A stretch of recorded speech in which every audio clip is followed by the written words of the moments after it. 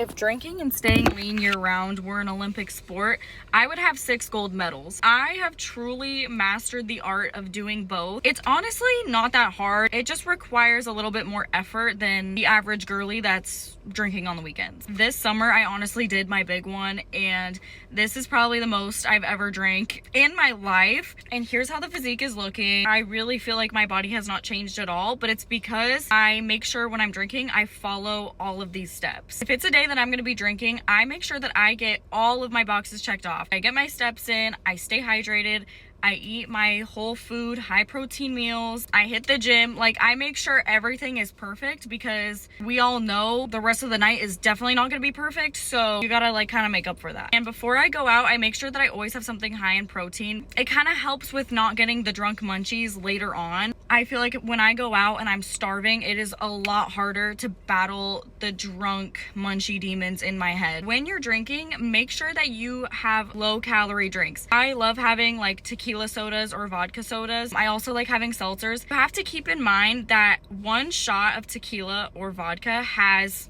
almost 100 calories. So if you're also mixing in a bunch of sugary mixers, calories are gonna add up so quick. You just have to be a little bit more mindful about that. And if tequila sodas and vodka sodas make you want to gag, I totally get that. And you should just mix in like a Crystal Light packet or even like an electrolyte packet. I've been doing that lately at the bars. Everyone gets so intrigued. They're like, oh my gosh, are you trying to sober up? Like, why are you mixing electrolytes? And I'm like, no, bestie, I'm just trying to I'll be like, do you see this? I'm trying to keep this. That's why I'm doing that. It's also a good idea to kind of pre-plan how many drinks you're gonna have and plug it into MyFitnessPal or wherever you track your calories. That way you can make sure that you're staying in your deficit or maintenance, whatever you're trying to do. If you know you're probably gonna have like 4 drinks, just take out 400 calories for the day and then make your meals based off of that. And the day after drinking, you're not bed rotting, you're not being a slob, you're getting your ass up and you're going back to your normal routine. You're getting your steps in, you're drinking your water, high protein meals, lifting your weights if it's not your rest day. Honestly, if you got so drunk to the point where you can't even do that the next day, you gotta dial it back because